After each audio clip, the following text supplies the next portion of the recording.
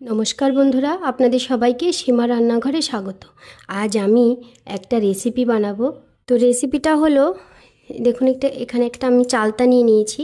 আপনারা তো এই চালতা সবাই চেনেন। তো এইটাকে আমি আজকে কোনো রান্না করব না, কাঁচা অবস্থাতেই একটা রেসিপি বানাবো। কোনো আগুন ব্যবহার করব না এই রেসিপিটাতে।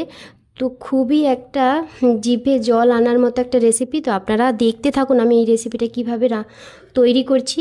তো আমার সঙ্গে থাকুন, পুরো ভিডিওটা দেখুন, স্কিপ করে যাবেন না। তবেই আপনারা বুঝতে পারবেন যে আগুন ছাড়াও একটা খুব সুন্দর জিভে জল আনার মতো একটা রেসিপি তৈরি করা যায়। তো চলুন, এখানে আমি চালতাটাকে গোটা অবস্থাতে দেখাচ্ছি আপনাদের। এখন আমি চালতাটাকে একটু কেটে নিই, তারপরে কাটার পরে আপনাদের আবার দেখাচ্ছি।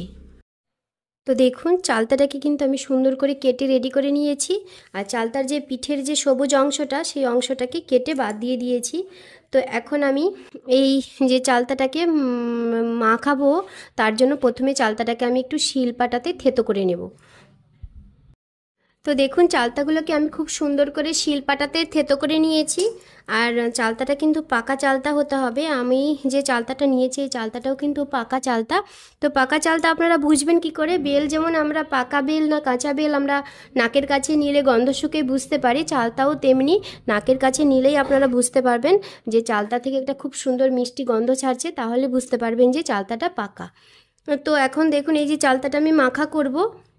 চালতা মাখার জন্য আমি এখানে কি নিয়েছি, এখানে নিয়েছি বিট নুন, এখানে নিয়েছি একটা কাঁচা লঙ্কা কুচি, খুব পাতলা করে কেটে নিয়েছি অল্প একটু ধনেপাতা কুচি, এখানে নিয়েছি একটা টমেটো ছোটো সাইজের, ছোট্ট করে টুকরো করে কেটেছি। আর এখানে নিয়েছি আমি জলপাইয়ের আচার। তো এখানে আমি জলপাইয়ের আচারটা নিয়েছি। আপনারা জলপাইয়ের আচার যদি না নিতে চান তাহলে নাও নিতে পারেন, কোনো অসুবিধে নেই।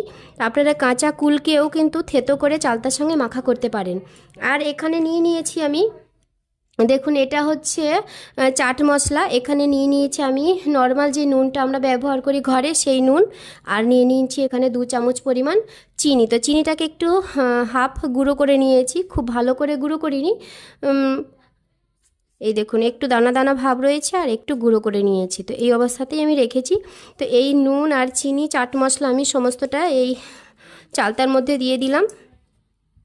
দিয়ে দেব বিট নুন, দিয়ে দিচ্ছি আমি জলপাইয়ের আচারটা, দিয়ে দিচ্ছি টমেটো কুচি, দিয়ে দিচ্ছি ধনেপাতা কাঁচা লঙ্কা। এই সমস্তগুলোকে আমি একসঙ্গে দিয়ে দিলাম।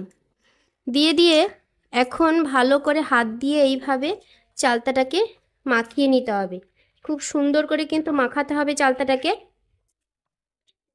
দেখুন, চালতাটাকে কিন্তু খুব সুন্দর করে হাত দিয়ে এইভাবে একটু ভালো করে মাখিয়ে নিতে হবে।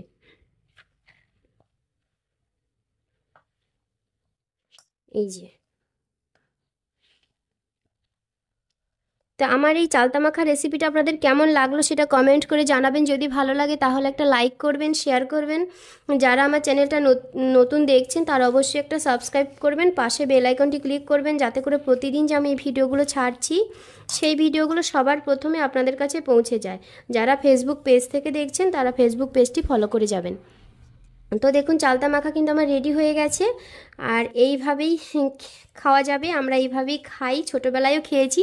আমার এই ছোটোবেলার রেসিপিটা আপনাদের কেমন লাগলো সেটা কমেন্ট করে জানাবেন। যদি ভালো লাগে তাহলে তো একটা অবশ্যই লাইক করবেন। তো আপনারা সবাই ভালো থাকবেন, সুস্থ থাকবেন, সবাইকে টাটা।